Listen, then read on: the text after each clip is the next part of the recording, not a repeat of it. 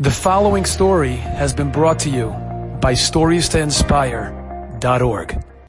There's a Jew I know, his name is David Lukens. David Lukens, he worked for Senator Moynihan for many years. He's a Jewish political activist, a religious Jew.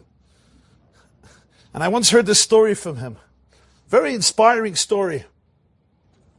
You know, the first black African-American member of Congress of the United States of America was a woman named Shirley Chisholm.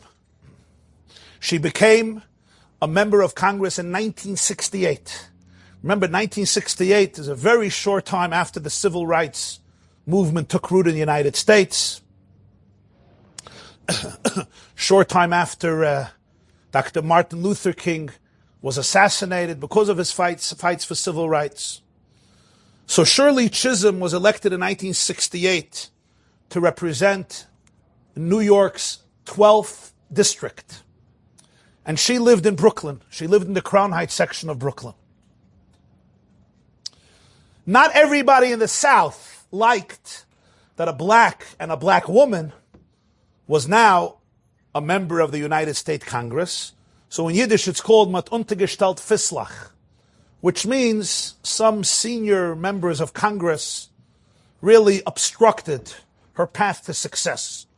Shirley Chisholm, who died in 2005, was a very energetic woman, very charismatic, and she had a big vision, to reform the United States of America through legislation in Congress. But certain members of the Senate assured that her path to success would be extremely slow. What did they do? They assigned Shirley Chisholm to the Agricultural Committee. Now, how much agricultural produce happens in Borough Park, Crown Heights, Williamsburg, and Queens, right? How much of the agricultural output of America happens between 13th Avenue and 14th Avenue? Farms have not been there for a very long time. You can go to other states. So they put her living in Crown Heights as part of the Agricultural Committee. So what is she supposed to do? Bring in some chickens and Mela Muncie. No. They thought that in that area she would have very, very little influence. She was a congresswoman from 1968 till 1983. In 1983, she retired. When she retired, they made a party, a goodbye party. David Lukens was at this party because he knew her. And I heard from him this story. She got up and she shared those moments in 68 when she was so frustrated. She felt it was basically what they call race politics and Southerners who did not like her. And they wanted to really undermine her and crush her. And because she was in this agricultural committee and not much was going on, they started to question her ability to influence the legislative agenda and to have any significant impact in New York. And she was very, very angry, frustrated, depressed, and simply annoyed with the system. And apparently the House leadership was not very attentive to her cries. So here she was, and she felt, she made it, and yet she was completely stuck. This she's sharing at her goodbye party in 1983, this African-American woman. And she says one day, she gets a call from a man, and he introduces himself as a secretary of the Lubavitcher Rebbe, who lived in Crown Heights, New York's 12th district. This is 1968. And she knew who he was. She lived in Crown Heights. And she once met him a few years ago to ask him for his endorsement. But he didn't give an endorsement. He wouldn't give political endorsements to this one or that one. But he was, they met and he blessed her. So she knew who he was. And she says, why does he want to see me? I don't know. He asked if you could come to his office and see him. She said, fine. So this black congresswoman comes to see the Lubavitcher Rebbe in 68. A short time after she was elected and after this all these political maneuvers that really annoyed her happened. And she says, I come into the office and the Rebbe looks at me and says, I know that you're very upset, aren't you? She said, absolutely, absolutely, I'm extremely upset. I'm insulted. I feel denigrated. They defame me for no reason. I'm a good person. I want to help America. I want to help the Congress. So the Rebbe said, why are you so upset?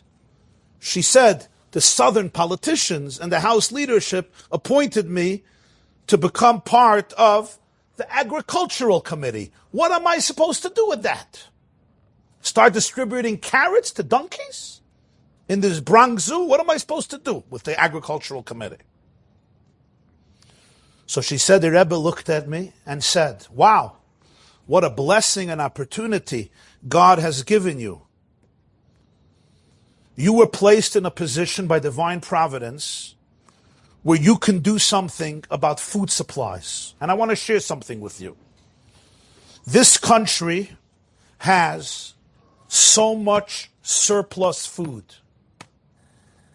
Do the research, and you will find out how much surplus food there is in this country. This country also has a lot of people who go hungry.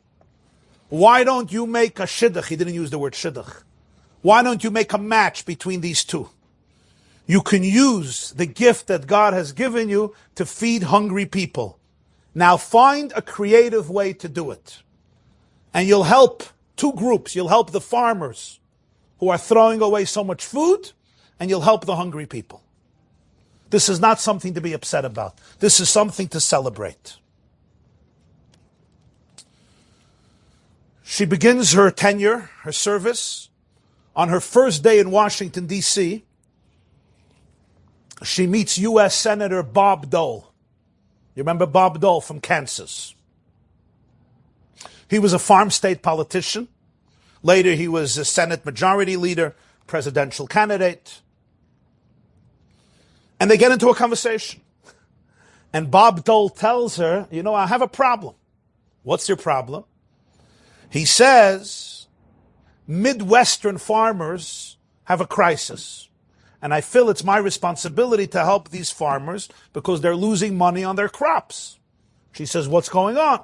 So Bob Dole explains to her that Americans started to purchase produce from Cuba, and therefore a lot of imports are coming from Cuba.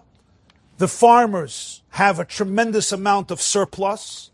It affects their parnasa, their economic state, because they're not making the money that they need. All this food is going to waste. The farmers have all this extra food. We don't know what to do with it.